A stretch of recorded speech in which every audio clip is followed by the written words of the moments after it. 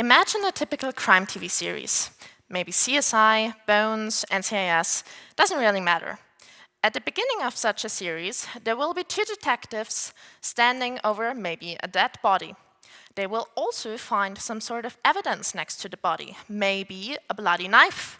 And they will think, well, probably the murderer used this knife to kill the person in front of us. Over the course of the series, the two detectives will go to some sort of laboratory and ask a person in a white lab coat to please identify the murderer based on the DNA on this knife. The person in the white lab coat will look at the knife for about 5 seconds and will then exclaim, "We have a DNA match, we found our killer." Have you ever wondered how that works in real life? What that even means to identify someone through their DNA? Let me explain this to you. So, at the beginning of every criminal investigation, there is some sort of evidence, maybe a bloody knife.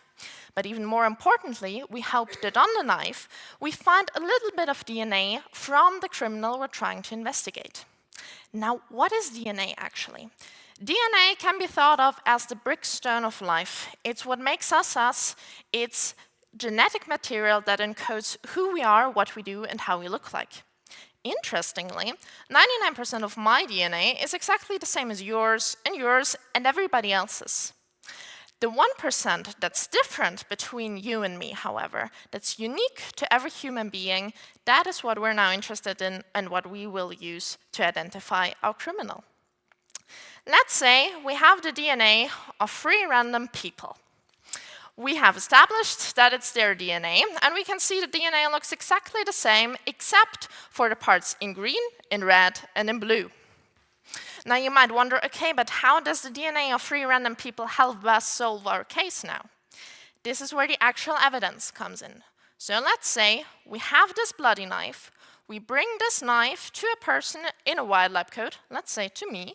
I will do a lot of fancy things with this knife in my laboratory, and at the end of the day, I will be able to tell you whether the DNA on this knife has this green part, the red part, or the blue part.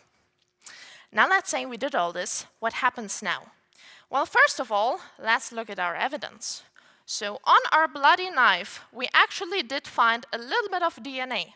And the DNA on this knife has this same green part as my DNA has. This means that this knife could not have been used by this person or by this person, but that it must have been me doing something with this knife. Congratulations, ladies and gentlemen, you just identified a criminal. Thank you very much.